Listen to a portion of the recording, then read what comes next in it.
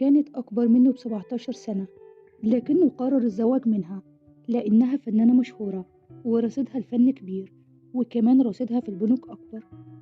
بعد ما اتجوزها طردها بالجلابية والشبشب واستولى على كل ممتلكاتها. لو عاوزين تعرفوا التفاصيل كملوا الفيديو للآخر. حكايتنا النهاردة عن الفنانة تحية كاريوكا. اتولدت الفنانة تحية كاريوكا في 22 فبراير سنة 1919. اسمها الحقيقي بدوية محمد علي.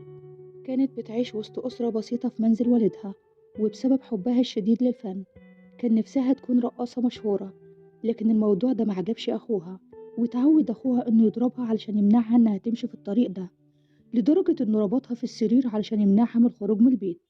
لكن تحية قدرت إنها تهرب من البيت، وانتقلت بعد كده لكازينو بديعة مصابني، وأجادت رقصة الكاريوكا، علشان كده سموها بالاسم ده. اتجوزت تحية كاريوكا 14 مرة، وكان أول أزواجها أنطوان عيسى، نجل شقيق بديعة مصابني، واللي أشهر إسلامه بسببها. وكمان اتجوزت من شخصيات مرموقة جدا، وكان أبرزهم الفنان رشدي أباظة، وأحمد سالم، وفطين عبد الوهاب. وكان آخر أزواجها المخرج المسرحي حسن عبد السلام. عام 1956 اتجوزت تحية كاريوكا من البكباشي حسن حسين، واستمر زواجهم لمدة سنتين، لكن اكتشفت تحية إنه بيخونها مع المطربة صباح، وطلبت منه الانفصال فورا.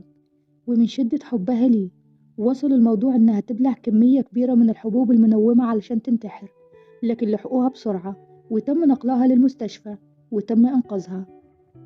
عام 1948 نقلت تحية كاريوكا في عربيتها الخاصة أسلحة للفدائيين، وخزنت الأسلحة في مزرعة أختها. وفي مرة تسببت تحية في إحراج الملك فاروق لما شافته في أحد كازينوهات الأوبرج. قالت له تحية ساعتها: أنت مكانك مش هنا يا جلالة الملك. والموضوع ده خلاه يحرج جدا ويخرج من المكان بسرعة.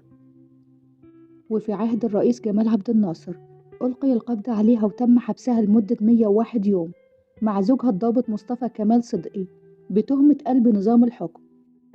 وتم اعتقالها مرة تانية لما انتقدت نظام الرئيس عبد الناصر، وقالت إنه مفيش فرق بينه وبين عهد الملك فاروق. اتجوزت تحية كاريوكا من المخرج فايز حلاوة، وكون معاها فرقة مسرحية، وقدموا مع بعض عدد من الأعمال المسرحية، واستمر زواجهم حوالي 18 سنة.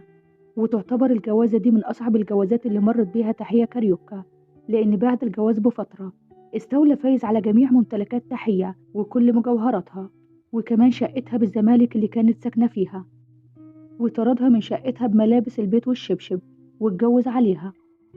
يومها قررت تحية إنها تخرج من الشقة من سلم الخدامين علشان محدش يشوفها.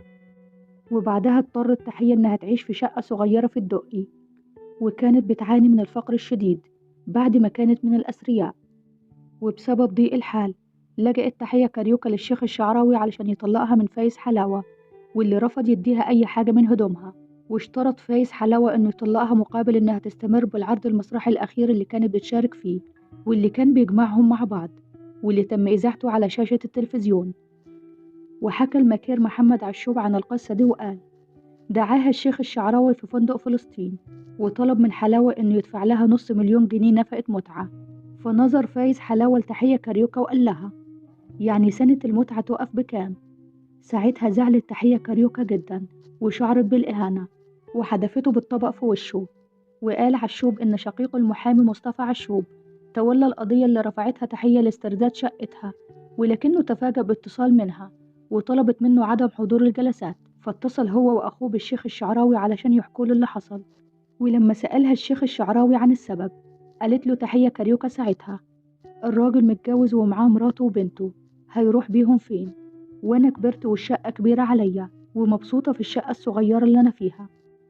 وساعتها دمعت عينين الشيخ الشعراوي وقال لها: بدأت أغير منك يا تحية، لأن ربنا بنالك قصور في الجنة.